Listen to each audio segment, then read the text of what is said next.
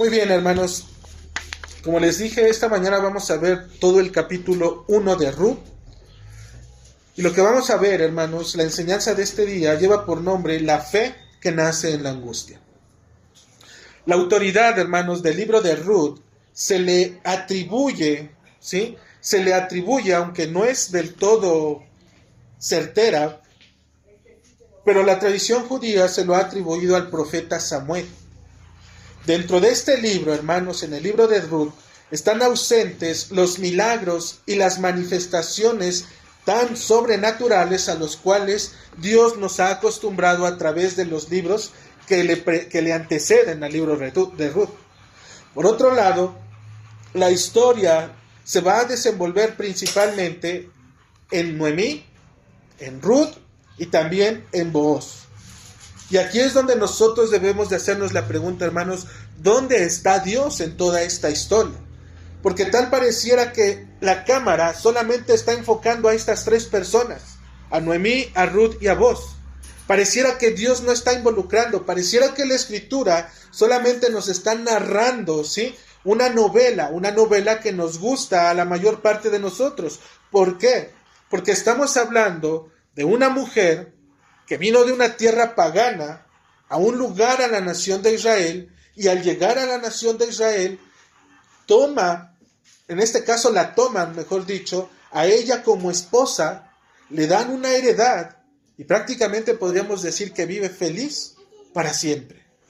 Es una bonita historia, hermanos, que llama nuestra atención, pero realmente el enfoque que nosotros debemos de mirar, hermanos, y que debemos de considerar, es cuál es la verdadera intención por la que el libro de Ruth se nos ha dado, ya que finalmente todo viene a recaer precisamente en la trama, hermanos, y escuchen esta palabra, en la trama de la redención, ¿ok? La redención.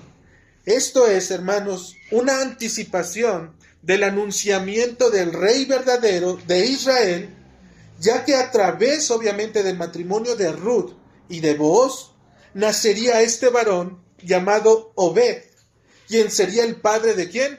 De Isaí, y que a su vez sería el padre de el rey David. Y obviamente David es el prototipo de aquel verdadero rey que iba a venir al pueblo de Israel para que su gobierno fuera eterno. En este caso estamos hablando de Jesucristo, hermanos.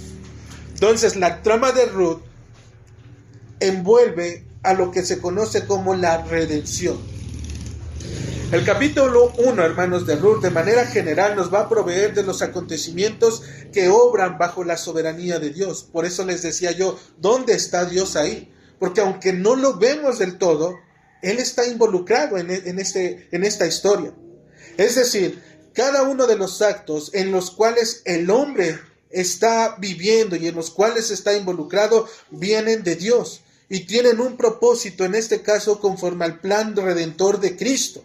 Para el hombre, hermanos, es difícil y en ocasiones es inaceptable creer que aún en la angustia, hermanos, Dios está involucrado. Normalmente tenemos ese chip que nos han inculcado de creer que si no nos va bien es porque estamos totalmente en pecado, que hay algo que no hemos tratado, ¿sale? Pero vemos y vamos a estar analizando, hermanos, que aún dentro de estos acontecimientos trágicos, cada uno de ellos, inclusive la mano de Dios, está detrás de ellos. Debemos y es necesario recordar, hermanos, que Dios está involucrado en toda su creación. Él nos creó, y no solamente nos creó y nos dio cuerda para que Él se alejara y nosotros hiciéramos nuestras vidas como nosotros quisiéramos. Él está involucrado en los aspectos más pequeños, en los aspectos aún más gigantescos. Dios está involucrado totalmente en nuestras vidas.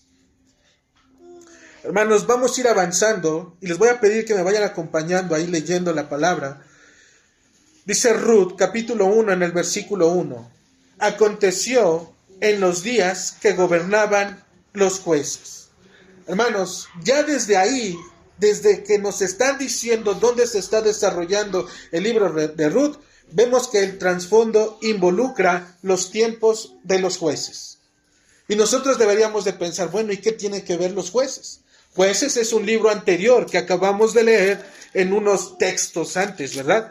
Jueces, hermanos, se va a caracterizar, como dijimos, porque dice el último texto de Jueces, capítulo 21, en el versículo 25, en estos días no había rey en Israel. Cada uno hacía lo que bien le parecía. ¿Sale? Ese es el contexto en el cual Ruth se está desenvolviendo, hermanos. Por un lado tenemos a la nación de Israel que hace lo que quiere. Ellos viven bajo un relativismo. ¿Qué es relativismo? Que ellos simplemente creen que las cosas que ellos hacen son correctas. ¿Por qué? Porque ellos así lo sienten. Ellos así creen que la manera en la cual Dios les ha mostrado es la correcta. Por un lado hacen las cosas como aquel varón que partió a su mujer y la dispersó por toda la nación de Israel. Por el otro lado, el mismo pueblo de Israel escogía a sus propios reyes, cuando va y le dicen, ven tú y gobierna sobre nosotros, y que escogen a aquella zarza para que se ponga como su rey. A ellos les parece que lo que ellos hacen es correcto. Y por otro lado también, hermanos, en este contexto del libro de los Jueces, debemos de entender que no hay una guía espiritual. Es decir, la palabra de Dios, hermanos, literalmente no la están considerando. ¿Ok? Es un tiempo en el cual solamente la palabra ahí está, escrita, pero no está escrita en los corazones de los hombres. Es un momento en el cual, hermanos, reina la apostasía. Es un momento en el cual los hombres han decidido por su propia voluntad el darle la espalda a Dios de manera literal. Ellos tienen su palabra, pero el pueblo ha escogido, ¿qué? Hacer lo que ellos quieren. Más adelante dice que en estos tiempos, hermanos, de los acontecimientos de Jueces, es precisamente que hubo hambre, ¿sale? No se menciona realmente que el hambre haya sido por causa de un juicio, aunque se puede hacer la conjetura, pues sabemos que como estaban entregados al pecado, obviamente Dios tenía que obrar en ellos, ¿para qué? Para que el pueblo retornara, ¿sí?, en los caminos del Señor. Podría decir, hermanos, que fue un juicio, pero no lo sabemos del todo. ¿Por qué? Porque inclusive cuando nosotros vemos en Génesis 12 con Abraham, igual hubo una hambruna. En Génesis 26 con Isaac también hubo una hambruna. Y en el libro de Génesis, en el capítulo 41, también hubo una hambruna, en este caso con José, ¿verdad? También no se nos dice que sean causa precisamente de un juicio de Dios. Pero lo que sí podemos estar seguros, hermanos, es que estas acciones Dios las utilizó para que su pueblo aprendiera a confiar en Él. ¿Sale? Y en esta ocasión, en el libro de Ruth, puede tener este mismo fin. Que el pueblo esté confiando realmente en el Señor. Ya que posteriormente, hermanos, se nos va a decir que Dios había visitado, en este caso, a la nación de Israel. Puede ser que Dios haya utilizado esa hambruna para hacerles reconocer y que volvieran, ¿sí?, en arrepentimiento a buscar los caminos del Señor. Más adelante Dios nos va a decir precisamente que Él va a volver. ¿Sale? Más adelante va a decir que y un varón de Belén de Judá fue a morar en los campos de Moab, él y su mujer y sus 2 hijos, hermanos. La causa o derivado de esta hambruna es que hubieron quienes obviamente decidieron salir, hermanos. Era una hambruna que estaba azotando a la nación. Probablemente nosotros no estemos identificados con lo que quiera decir una hambruna. Pero ustedes deben de ponerse en el papel precisamente de Noemí, que es la familia que sale, ¿sí? ¿Cómo es que se vive una hambruna en una nación? ¿Cuántas personas hay en esa nación? Y los alimentos no alcanzan, hermanos. Los problemas que se pueden estar abordando en ese momento son sociales, familiares, ¿sí?, económicos también. Son problemas a los cuales inclusive la Escritura en el libro de Ezequiel nos va a decir que Dios iba a traer precisamente este tipo de juicios en donde inclusive, en este caso, las madres, las personas, iban a tener y verse en la necesidad de inclusive poderse comer a sus propios hijos. Era lo que hace la hambruna, hermanos. Un escenario en donde, obviamente, si la hambruna viniese, Estas personas dijeron, vámonos de aquí. No nos conviene estar en este lugar. No sabemos cuánto va a durar. Puede ser 1 año, pueden ser 2 años. Puede ser que tuviesen víveres, pero ¿alcanzarían realmente los víveres en ese momento? No lo sabemos. La decisión de la familia de Elimelech fue salir. Salir. Ya que las consecuencias también, hermanos, a las que ellos salieron, las vamos a ver y ellos mismos las van a experimentar. Este varón, hermanos, y su familia terminaron llegando a los campos de Moab, junto a los moabitas. Y debemos de recordar nosotros que los moabitas eran aquellos parientes de los israelitas que habían nacido a causa de una relación incestuosa de Lot con su hija mayor, ¿verdad? En el tiempo, hermanos, precisamente entonces, de los jueces, donde estamos nosotros viendo esto, vemos que la nación de Moab, en aquel día, estaba reinando en un rey que se llamaba Eglón. Este Eglón, hermanos, era el rey de esa nación. Ellos inclusive reinaron sobre Israel. Ellos siempre estuvieron en conflicto. Ellos tuvieron 18 años bajo el yugo precisamente de este rey. Y nosotros podríamos preguntar, ¿por qué es que en este caso la familia de Noemí y de Elimelech, por qué es que fueron en este caso a los campos de Moab? Si nosotros vemos, hermanos, en el capítulo 3 de Jueces, en el versículo 17, capítulo 3 de Jueces, en el versículo 17, dice la palabra de Dios: y entregó el presente a Eglón, rey de Moab. Aquí está hablando de Ahod, un juez que está levantando el Señor. Dice, y Eglón era hombre muy grueso. Y esa palabra grueso quiere decir que era un hombre que tenía un peso muy considerable. ¿Sale? Donald Arthur Carson, hermanos, en su Biblia de estudio dice el siguiente comentario: su concepción o su complexión física de este hombre se debía a que el pueblo de Moab, ¿sí?, robaba, en este caso, los cultivos agrícolas del pueblo de Israel.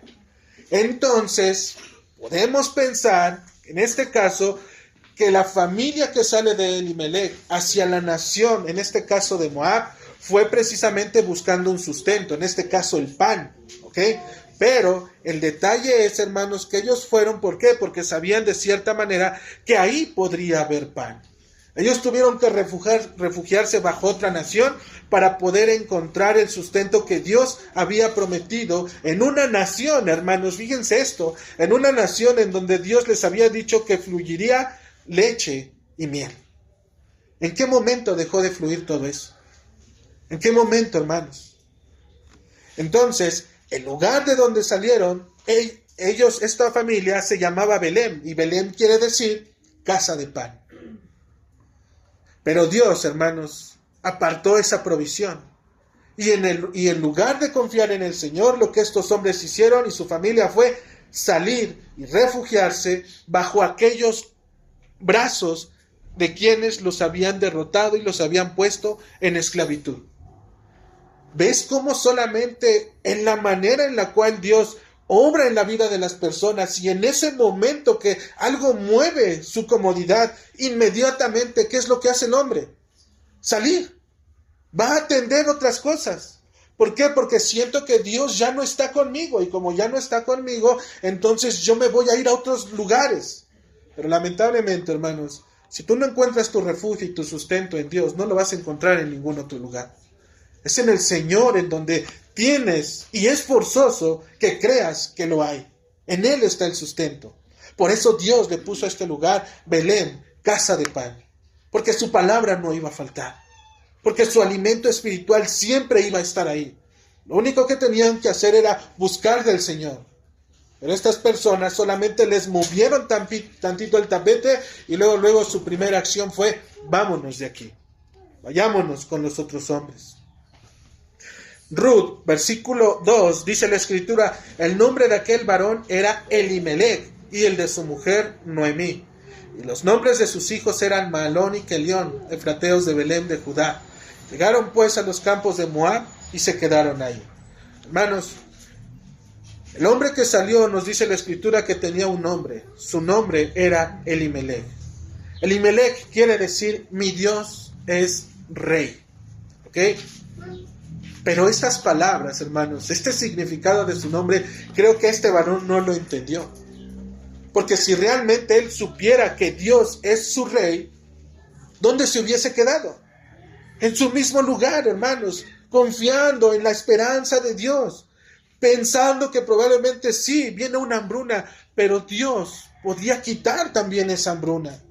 Entonces no le hacía mucho mérito precisamente a su nombre.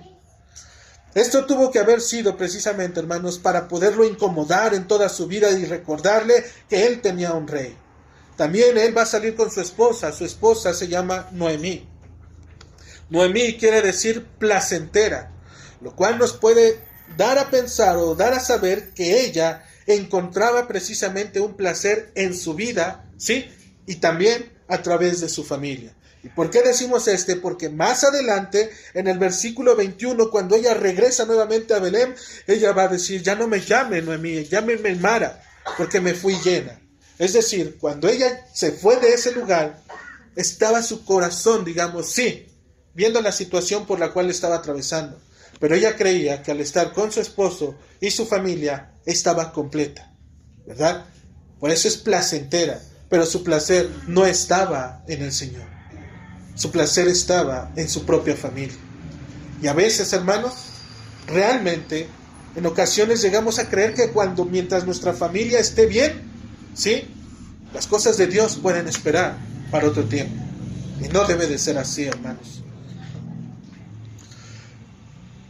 Finalmente, nos da también los nombres de sus hijos. En uno de ellos es Mahalón. Mahalón quiere decir enfermizo. El nombre del otro es Kelión, el cual quiere decir desnutrido o frágil.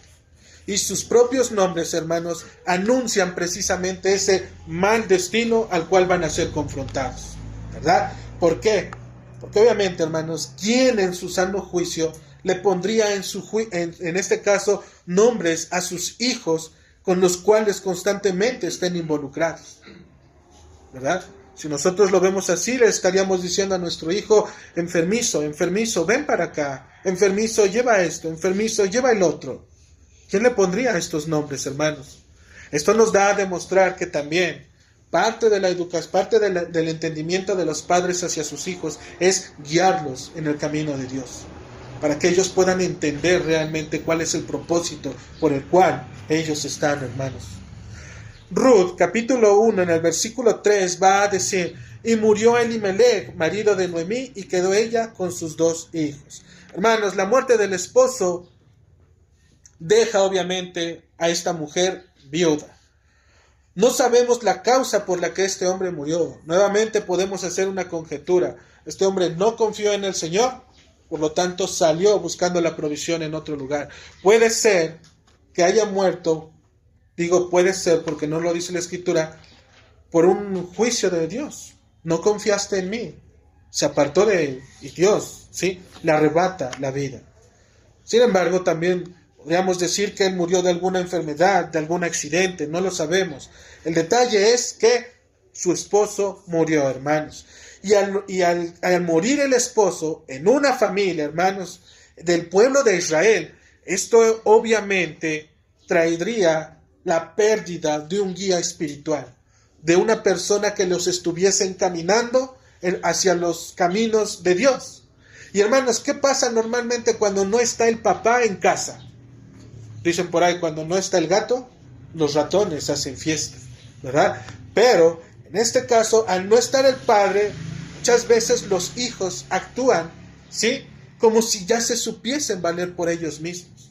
Como si tuviesen la autoridad para que por su propia manera de poder vivir en el lugar que sus padres les dan, bajo su techo y el sustento que les dan, y ellos puedan poner sus propias normas, hermanos. Debemos de entender que la muerte del esposo de Noemí va a traer también consecuencias. Noemí va a quedar viuda en este caso, pero no una viuda como tal, porque aún tenía 2 hijos. Y esos dos hijos, la labor de ellos era sustentarla, ayudarla. Ahora, en el 4 nos va a decir la Escritura, los cuales tomaron para sí, es decir, sus hijos tomaron para sí mujeres moabitas. El nombre de una era Orfa y el nombre de la otra Ruth. Y habitaron ahí 10 años. Hermanos, tomar esposa a una mujer extranjera dentro de la nación de Israel era obviamente un acto que Dios no había permitido. Si tú lees Deuteronomio capítulo 7,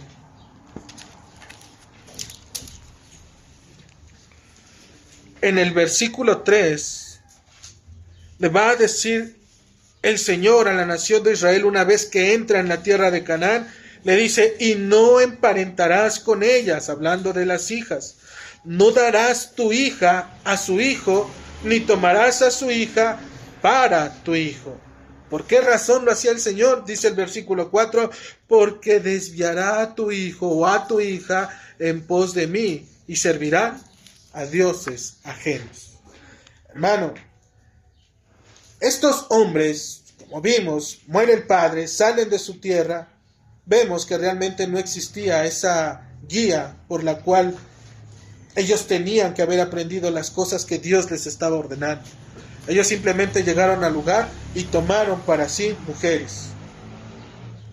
Orfa, nos dice la Escritura, nos da el nombre de una de ellas, quiere decir obstinada o terca, y Ruth significa amistad o amiga. Una vez que ellos llegan a ese lugar y se casan, hermanos, van a vivir 10 años.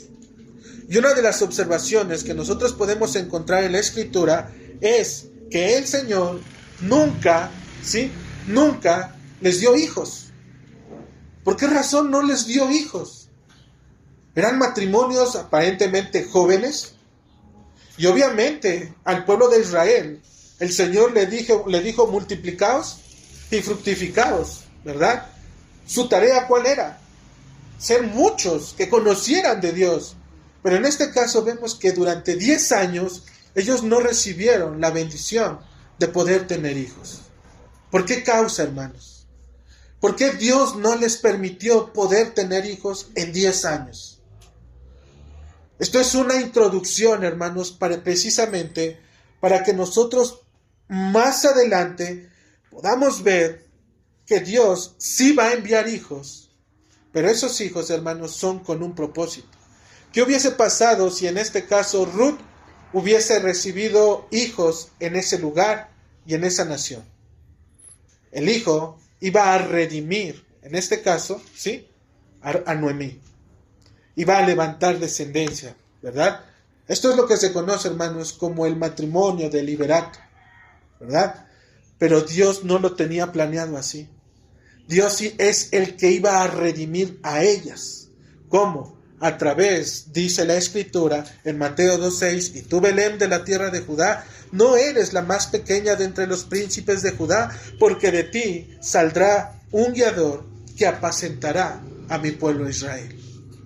¿Por qué razón entonces, hermanos, Dios tuvo que haber hecho esto? Porque la bendición venía a ser ¿de quién? De Booz.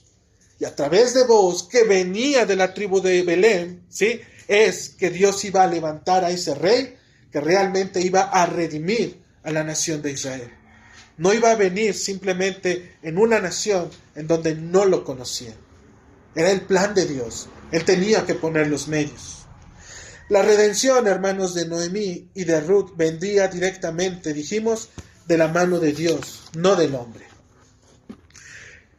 En el versículo 5 nos va a decir que murieron también los dos hijos de Noemí, quedando la mujer desamparada tanto de esposo como de hijos. Nuevamente esta muerte llega a la familia, hermanos.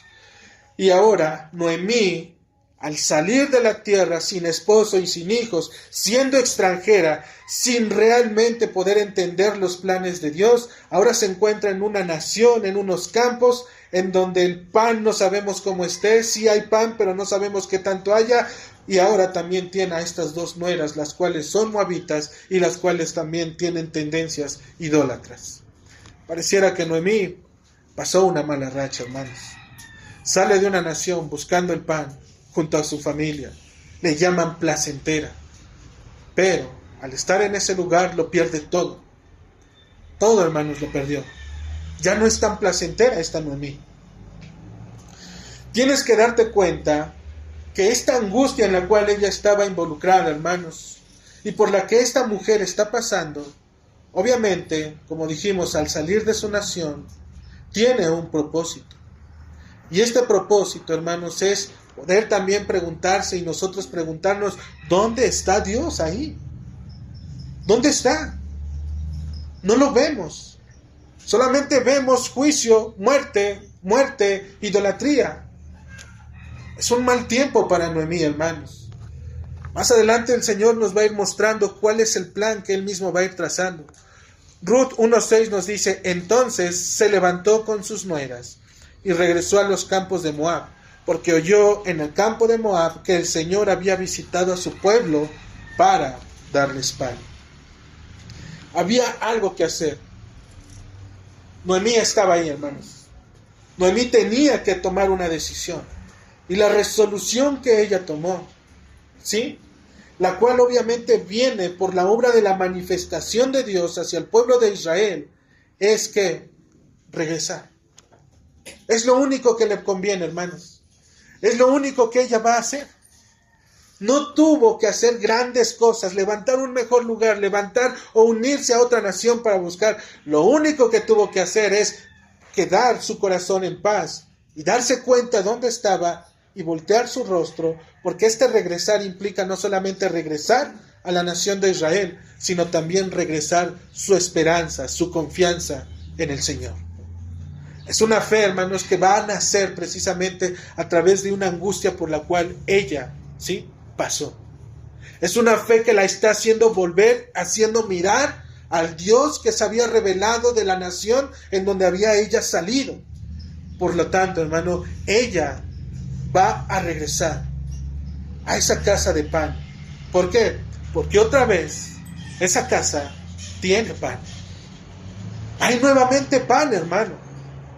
Es cuando nosotros vemos y estamos en las iglesias en donde no hay pan de la palabra de Dios. Pero una vez que sales y dices, iré tras otra iglesia, y en ese lugar al momento de salir, escuchas que algunos hermanos te dicen, ya hay pan. Ven nuevamente. Trae a la familia, invita al amigo, invita al vecino, invita al que quieras, porque aquí hay pan. Puedes tenerlo. Y Noemí era lo que estaba haciendo, hermanos. Había precisamente escuchado que Dios había regresado a la nación de Israel.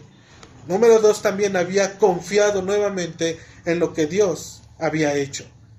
Ella no se tomó el tiempo para poder indagar si esto era verdad o no. Simplemente dice que lo escuchó. Y al momento de escucharlo, lo recibió, lo creyó, y ahora ella mueve sus pies junto a sus nueras camino a Belén. Porque acaba de escuchar que el Señor está de vuelta. Otra vez en la nación de Israel va a experimentar, hermanos, el perdón, ¿sí?, a través de la restauración de lo que Dios estaba haciendo. Su decisión, hermanos, en el versículo 7 dice, salió pues del lugar donde había estado y con ella sus 2 nueras y comenzaron a caminar para volverse a la tierra de Judá. Su decisión fue tomada y ahora, en este regreso a la tierra de Judá, tiene, dijimos, doble propósito. 1, regresar a la nación, y 2, confiar en lo que Dios está haciendo. Del versículo 8, hermanos, al versículo 10, se nos va a narrar que inclusive en este regreso que Noemí está haciendo, ella va a querer persuadir a sus nueras, en este caso, de que se queden. ¿Para qué van conmigo? Es una mujer viuda, hermanos. ¿Qué les puede ofrecer? En el versículo 8 dice la palabra de Dios, Noemí dijo a sus 2 nueras, andad, volveos, cada uno a la casa de su madre. El Señor haga con ustedes misericordia, como lo habéis hecho con los muertos y conmigo. En este camino, hermanos, ella las va a estar persuadiendo a que regresen, obviamente, con sus familias. Y a veces, hermanos, nosotros también somos persuadidos a estar regresando y abandonando el camino de la fe por nuestras propias familias. Es que pobrecito, ¿qué le va a pasar? ¿O qué va a hacer? ¿Verdad? Hermanos, hay tiempos en los cuales, si queremos realmente tener hijos en la fe, tenemos obviamente que instruirlos, pero también a veces tenemos que dejarlos para que el Señor obre con ellos, para que el Señor realmente trate con sus vidas, hermanos. ¿Quieres echarle a perder la vida a tu hijo? Involúcrate en todo tiempo en su vida, ¿sí? Involúcrate en su matrimonio, involúcrate en la toma de sus decisiones, ¿sí? No lo dejes vivir esa parte de que él busque del Señor. Verás cómo tu hijo será un hombre o mujer consentido, que vive en casa en todo tiempo, buscando solamente la protección de la familia. Dios nos manda, hermanos, a instruir a nuestros hijos, porque la palabra de Dios tiene poder para que ellos en esa circunstancia y en ese lugar, ellos sean sabios para tomar decisiones. En el versículo 9, hermanos, puede ser que su primer intento al persuadir y decirle vayan con su familia no dio buen resultado. Por lo tanto, ahora las va a persuadir. ¿De qué manera? Las va a persuadir diciéndoles, miren, si no se quieren regresar por sus familias, regresen para que se casen. Vuelvan a hacer sus vidas, encuentren un marido, vivan bien, gocen de su juventud, tengan descendencia. En el versículo 9 nos va a decir, el Señor les conceda que hayan descanso cada uno en la casa de sus maridos. Y luego dice que las besa y ellas alzan su voz y lloran. Y resueltamente ellas le dicen, no, nosotros iremos contigo. Noemí, hermanos, amaba a sus nueras, porque de primera instancia, como por ahí dicen, cargó con ellas. Escuchó que el Señor había regresado y dice que se levantó junto con sus nueras y regresó. Pero en el camino, hermanos, la fe de Noemí debes de considerar y debes de ponerte a pensar que no está del todo arraigada, ¿sí?, al Señor, porque ella salió con su familia y ahora regresa vacía. Ella creería que la mano de Dios sí está sobre de ella, ¿ok? En el versículo 11, hermanos, nos dice que la única razón, dice, Noemí respondió, vuelvan, hijas mías, para que habéis de ir conmigo. ¿Tengo yo más hijos en el vientre que puedan ser vuestros maridos? Volveos, hijas mías, e idos, que yo soy vieja para tener marido, y aunque dijese, esperanza tengo, y esta noche estuviese con marido, y aún diese a luz hijos, ¿habían ustedes de esperarlos hasta que fuesen grandes? La única razón, hermanos, podía ser que por la que ellas, estaban con Noemí, era precisamente esperando que Noemí tuviese nuevamente hijos. Por eso ahora Noemí les va a decir, ya no hay más hijos en mi vientre. Ella ya era una mujer anciana, ¿sale? El problema de esto, hermanos, es que ella ya era mayor. Aún si hubiera la oportunidad, así como a Sara, que el Señor le dio esa oportunidad de poder tener hijos, ella les va a decir, ¿acaso ustedes todavía van a esperar a que ellos crezcan? ¿Quieren todavía verlos crecer desde pequeñitos y esperar hasta que sean hombres para poderlos tomar y casarse con ellos? ¿Qué iba a pasar? Ellas iban a envejecer. No iba a haber ese placer de poder disfrutar el matrimonio. Noemí, hermanos, está exagerando su situación en el versículo 13, ya que ella obviamente no la está pasando bien. Y esta situación se la está atribuyendo a la mano de Dios. En el 14, hermanos, nos dice la Escritura, ellas alzaron otra vez su voz y lloraron. Orfa besó a su suegra, mas Ruth se quedó con ella. Nuevamente, ellas escuchan sus razones y esta vez, hermanos, vemos que vuelven a llorar, se vuelven a abrazar, vuelven a derramar lágrimas. Pero ahora hay un cambio, hermanos. Ahora las palabras que ha escuchado Orfa y que probablemente han hallado, obviamente, un lugar en el corazón de ella, tienen sentido. Porque nos dice la Escritura que ella va a regresar a su pueblo y a sus dioses. Puede ser que sí, pero apenas va en camino de. No lo sabemos. Así como también, hermanos, No nos es lícito juzgar las acciones que en ocasiones los hermanos toman, porque no sabemos qué los está llevando a poder tomar esas acciones. En lugar de ello, debemos de orar, debemos de apoyarles, debemos de estar con ellos, buscando y entendiendo los propósitos de Dios en sus vidas. Noemí, hermanos, dijimos, va a juzgar de manera anticipada. Puede que también, dijimos, haya verdad en ello. Pero por otro lado, Ruth se queda con ella. Y esto, hermanos, de que se quede con ella, habla mucho precisamente de lo que el nombre de Ruth significa. Ella era una amiga, ¿sí? Era una amiga, ella tenía una amistad. Pues, y ella obviamente se comportó como una amiga. No solo como una nuera, hermanos, sino mayormente como una amiga. Aún dentro de la petición de Noemí, hermanos, cuando ella le dice, ve tú y haz lo mismo, prácticamente le estaba diciendo, síguela, sigue sus pasos de tu cuñada en este caso. Ve a tu pueblo, cásate, ten hijos y sigue adorando a tus dioses ajenos. Era lo que Noemí estaba dándole a entender a Ruth. La declaración de Ruth en el versículo 16, hermanos, cuando dice, respondió Ruth, no me ruegues que te deje y me aparte de ti, porque a donde quiera que tú fueres, iré yo, y a donde quiera que vivieres, viviré.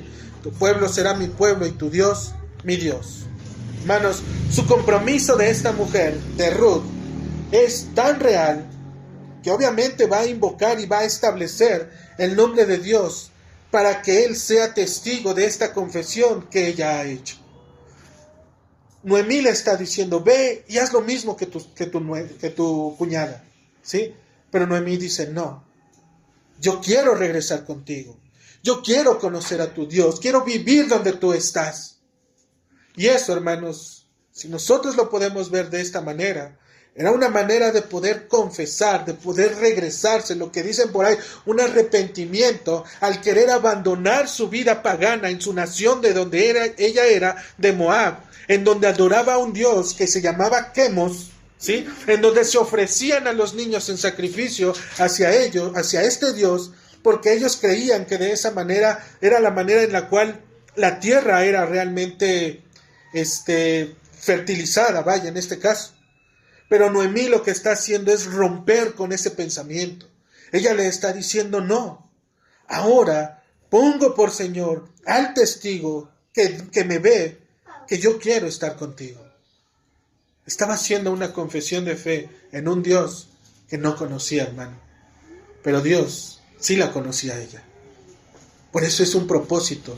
Por eso vemos que aún dentro de la angustia, Dios está usando todo eso para llamar a aquella, ¿sí?, de quien vendría esa descendencia de nuestro Rey y Salvador.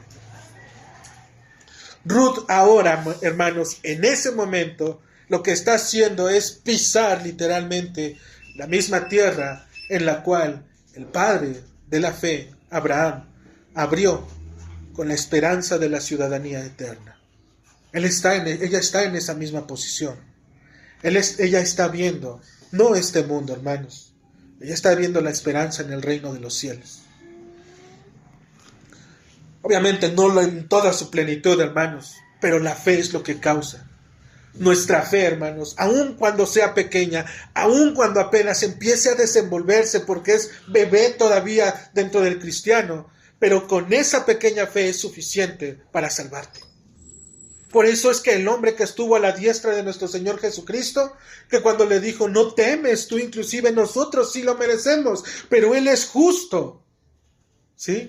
Que le dijo Jesucristo, en verdad te digo que hoy estarás conmigo en el reino de los cielos.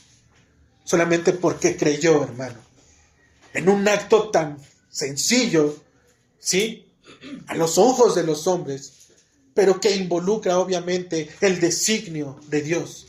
Porque esta fe, hermano, no nace del hombre. La fe viene de Dios. Y si tú crees en Dios, no es porque tú decidiste creer, es porque Dios te dio la fe para creer en Él. ¿Sí? Entonces, va a decir en el versículo 18, hermanos, y viendo Noemí que estaba resuelta a ir con ella, no dijo más.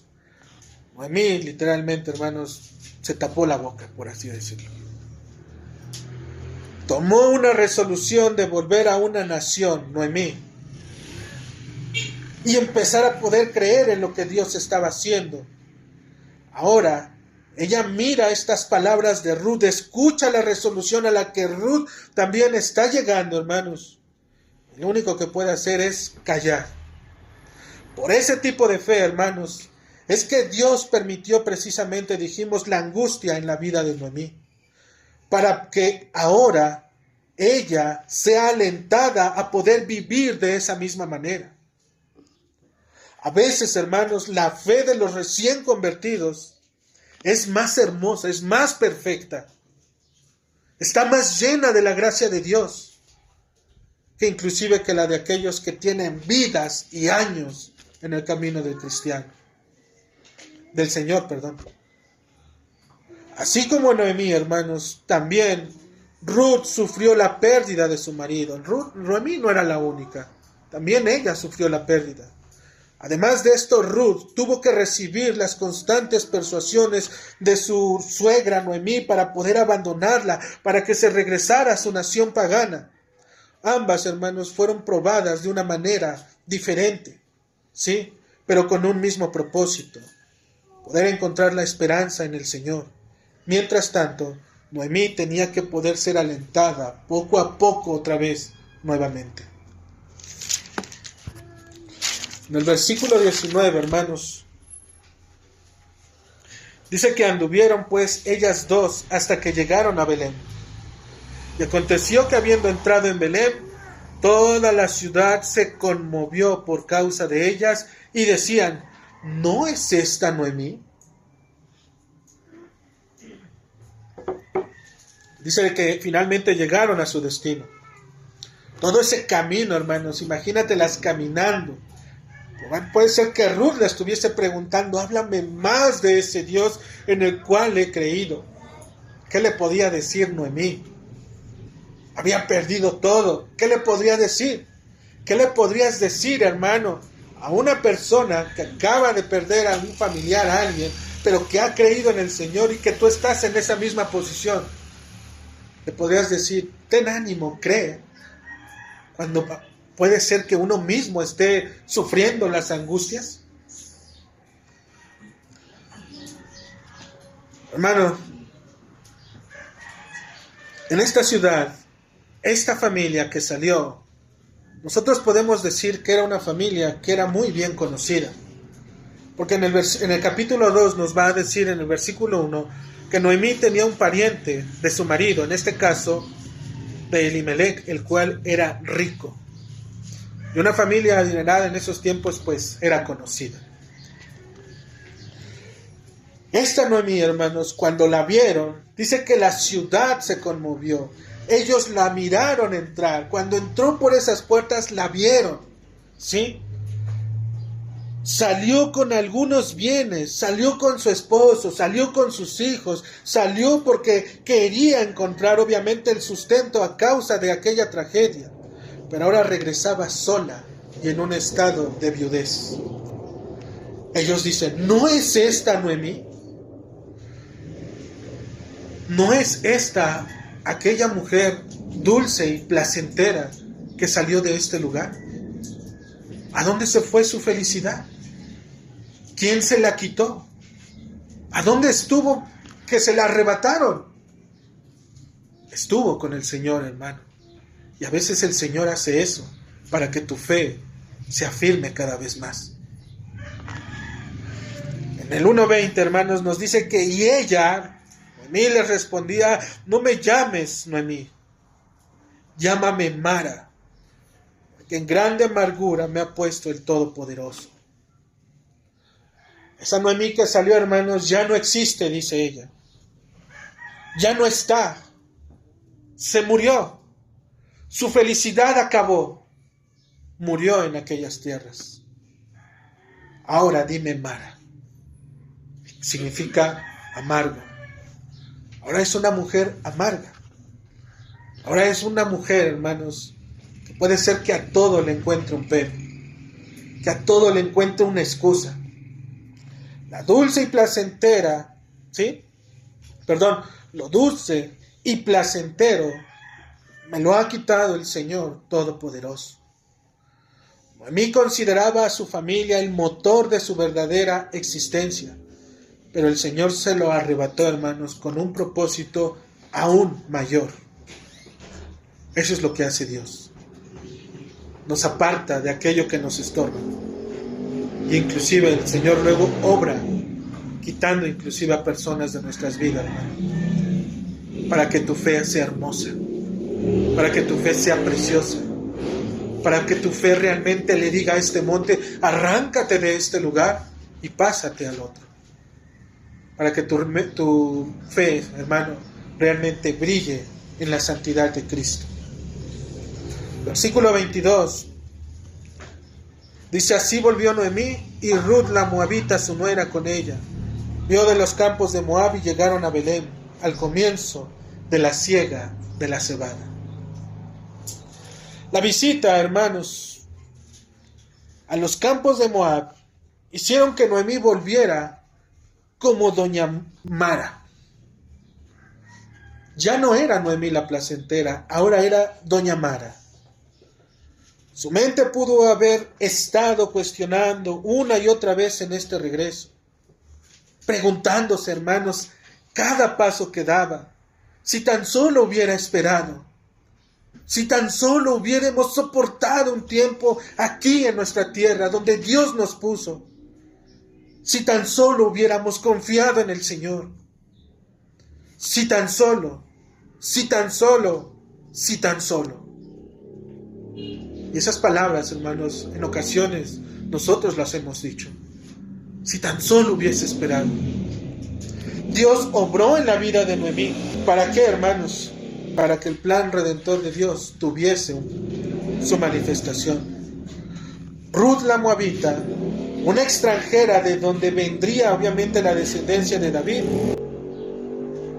Una fe hermosa, hermanos, que solo fue cosechada bajo la angustia y el sufrimiento. Hermano, Noemí no regresó cuando apenas estaban los campos listos para ser sembrados. Tampoco regresó cuando los campos estuvieran apenas creciendo para ser atendidos y ser regados. Noemí, hermanos, regresó en la siega, cuando estaba todo listo para tomar pan. Y así es el Señor para con todo aquel que se vuelve. Está listo. Solo tienes que volver tu corazón. Solo tienes que volver tus ojos a la fe en Cristo. Y Él, hermano, Él es el que hará.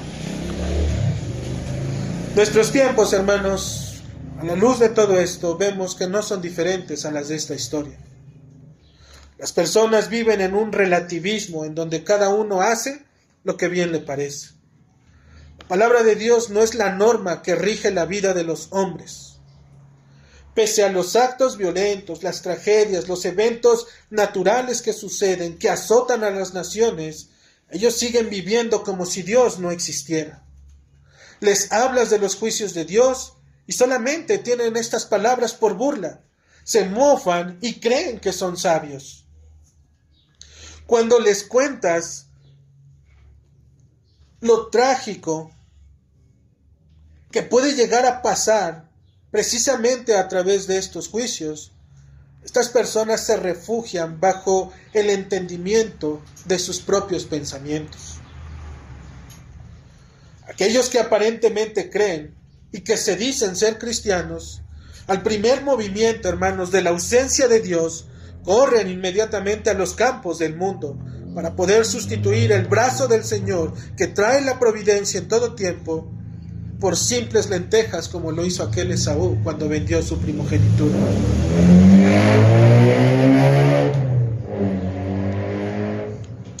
Aun cuando la muerte alcanza, hermanos, hasta esos lugares, hay hombres que siguen prevaleciendo. Le han encontrado obviamente al gusto a algunos otros de quedar desamparados. Ellos dicen que son libres, pero ¿libres de qué? ¿Dónde tienen su libertad? ¿O qué concepto tienen de libertad? Las cadenas de sus pecados, hermanos, resuenan con cada paso que dan en este mundo.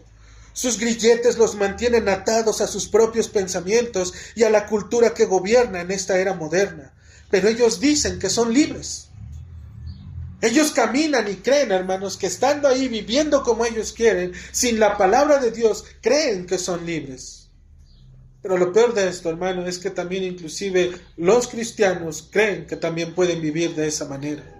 Conociendo del Señor, de su palabra y siguiendo comportándose como si no lo conocieran. Creyendo que lo que ellos hacen, ¿sí?, es inclusive aún mejor que lo que Dios está diciendo dentro de su palabra. La libertad en Cristo, hermano, no viene por lo que yo crea o lo que yo piense o lo que yo apruebe en mi corazón que sea correcto. Viene mediante el conocimiento de nuestro Salvador.